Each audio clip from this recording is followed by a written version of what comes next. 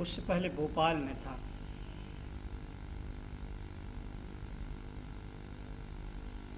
आजकल मैं दिल्ली में हूँ।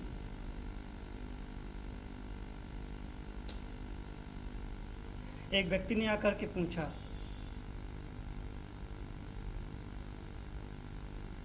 मुनियों को तो जंगलों में रहना चाहिए, आजकल के मुनि शहरों में क्यों रहने लगे?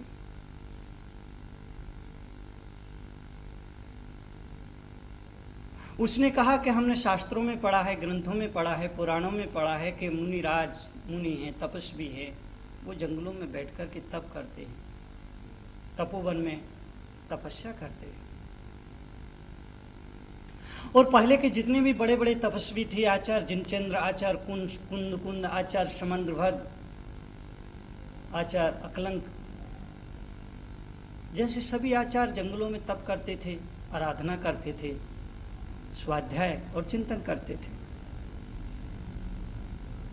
फिर ये आजकल के मुनि, आजकल के आचार्य जंगलों से शहरों में क्यों आ गए? बड़ा प्यारा प्रश्न, बड़ा सुंदर प्रश्न।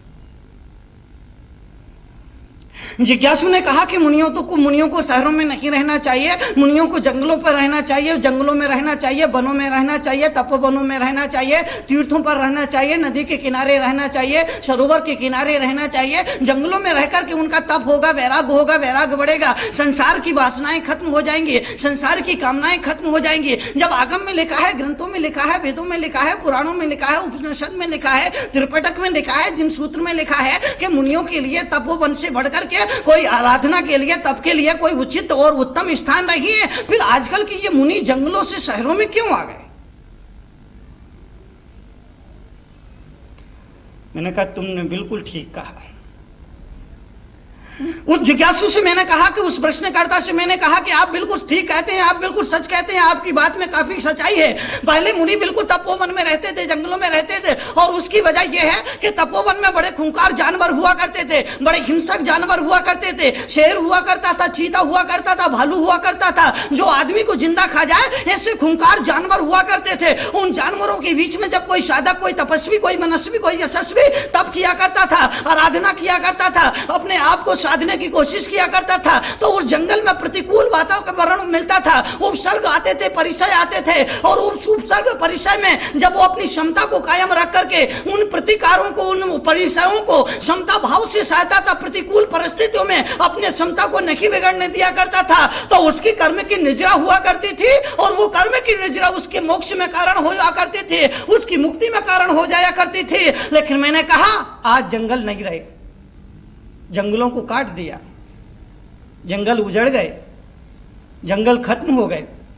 पहले बियाबान जंगल हुआ करते थे, जंगलों में खूंखार जानवर हुआ करते थे, लेकिन आज जब जंगल काट दिया, जंगल उजाड़ दिया, जंगल नष्ट कर दिया, और जंगल के खत्म होने से वो जो वहां खूंखार जानवर थे, अब जब जंगल ना रहा तो वो सारे खूंखार जानवर अब जंगलों से शहर की तरफ आ गए हैं। वो सारे खूंखार जानवर, हिंसक जानवर अब वो जंगलों से शहर में आ गए, और इसीलिए मुनि भी अब जंगलों से शहरों में आ गए, और शहर में आकर के अपना तप किया करते हैं, शहर में आकर के अपना आराधना किया करते हैं, शहर में आकर के अपना मोक्ष का मार्ग बनाया करते हैं। जंगल के जितने भी खूंखार जानवर थे वो सारे जंगलों के कटने के बाद जंगलों से शहर की तरफ आ गए, शहर में आकर समा गए।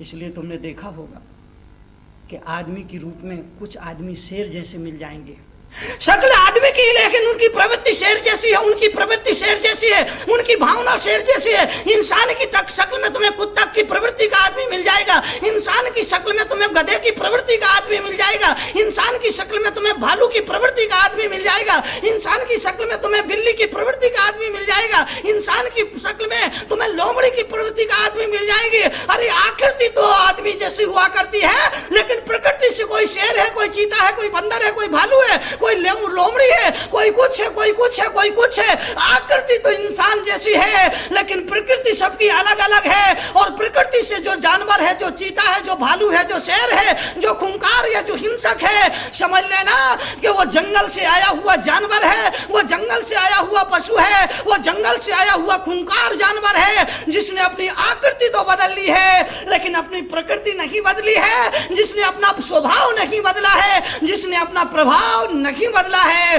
तो जंगल के सारे जानवर शहरों में आ गए। इसलिए हम मुनि लोग भी शहरों में आ गए, हम मुनि लोग भी नगरों में आ गए, क्योंकि यहां भी तो उपसर्ग होते हैं, यहां भी तो परिचय हुआ करते हैं, यहां भी तो प्रतिकूलताएं मिला करते हैं। इसीलिए मुनि लोग अब जंगलों में नहीं, अब शहरों में रहते हैं। और शहरों में रहना पड़ेगा, यह समय की मांग है, यह समय की पुकार है, यह समय की डिमांड है। क्या मुनि को जंगलों में रहने की बजाय अब शहरों में आना चाहिए, नगरों में आना चाहिए। और मैं लोगों से कहता हूं, अपने प्रवचनों में, अपने सत्संग में, अपनी कथाओं में पूरे पुरजोर से कहता हूं कि अब वो साधु जो हिमालय पर जाकर के समाधि लगा करके बैठे हैं, अब वो साधु जो किसी पहाड़ पर समाधि में लीन है, अब वहां पर जाकर के उन साधुओं को जाकर जगाना चाहिए और उन्हें हिला करके, उन्हें पुकार करके, उनसे प्रार्थना करके उनको ये आवाज देना चाहिए कि इस समाधि को तोड़ो, और समाधि से तोड़ करके इस हिमालय से उतर करके अब शहर में आओ, नगर में आओ। क्योंकि शहर का वातावरण बड़ी तेजी से बदल रहा है, नगर का वातावरण बड़ी तेजी से बदल रहा है, समाज का रुख बदल रहा है, समय का प्रवाह बदल रहा है। इसलिए हिमालय से नीचे उतरकर समाज में आकर के मार्गदर्शन करो, उसे दिशा दो, उसे निर्देश दो, उसका मार्गदर्शन करो, उसे सच्ची राह दिखाओ। अब इसीलिए मैं कहता हूं कि इस मुल्क में हिमालय पर बैठने वाला, हिमालय पर बैठ करके धुनी लगाने वाला संत नहीं चाहिए, अपितु समाज में बैठ करके दिव्य धुनी सुनाने वाला संत चाहिए। अब धुनी लगाने वाला नहीं, धुनी रमाने वाला संत इस देश को नहीं चाहिए। जो दिव्य धुनी सुनाए वो संत चाहिए, वो मुनि चाहिए, वो आचार्य चाहिए। दिव्य धुनी की जरूरत है। ऐसा संत चाहिए जो चिंगाड़े, जो शेर की तरह दहाड़े, क्योंकि समाज कुंभकर्ण की नींद सो रहा है। ये समाज कुंभकर्ण की नींद सो रहा है, मुल्क कुंभकर्ण की नींद सो रहा है, राजनीति में बैठे हुए लोग कुंभकर्ण की नींद में सो रहे हैं, बड़ी गहरी नींद में है, बड़ी गहरी मूर्छा में है। इसलिए अगर उस मूर्छा को तोड़ना है, उस निद्रा को तोड़ना है, तो यहाँ हाथी जैसी चिंगाड़ चाहिए और यहाँ शेर जैसी दहाड़ चाहिए। तब जाकर के जीवन में क्रांति होगी, तब जाकर के समाज में क्रांति होगी, और तब जाकर के मुल्क में क्रांति घटित होगी। और वही क्रांति की आज देश को जरूरत है। दिव्य धुनी सुनाने वाला संत चाहिए, धुनी रमाने वाला संत नहीं चाहिए। लोग मुझसे आके पूछते हैं कि मुनि तरुण सागर, आप इतना जोर जोर से क्यों बोलते हो?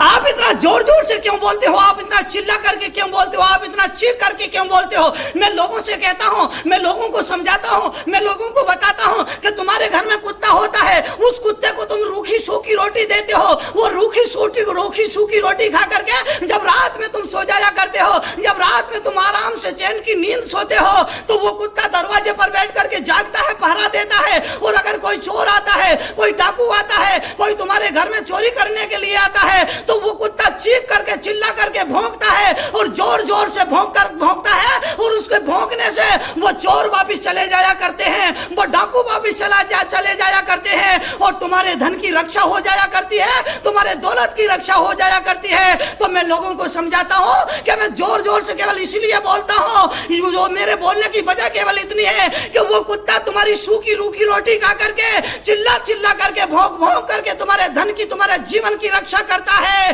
फिर मुझ तरुण सागर को तो तुम दोनों तरफ घी लगी रोटी खिलाते हो, तो मेरा भी फर्ज बनता है कि मैं तुम्हें ये सावचेत करता रहूं, तुम्हें जागरण देता रहूं और कहता रहूं कि जागते रहो, जागते रहो, क्योंकि विषय रूपी चोर चारों तरफ घूम रहे हैं तुम्हारे जीवन की संपदा लूटने के लिए, तुम्हारे रत्न त्रय के अवधार मोती लोग के लूटने के लिए, तुम्हारे परम प्रभु को लूटने के लिए विषय कसाई के चोर, मिथ्यात के चोर, अज्ञान के चोर चारों तरफ लूट बैठे हैं, लूटने की तैयारी में है। इसलिए मैं चिल्ला चिल्ला के कहता हूं, जागते रहो, जागते रहो, जागते रहो।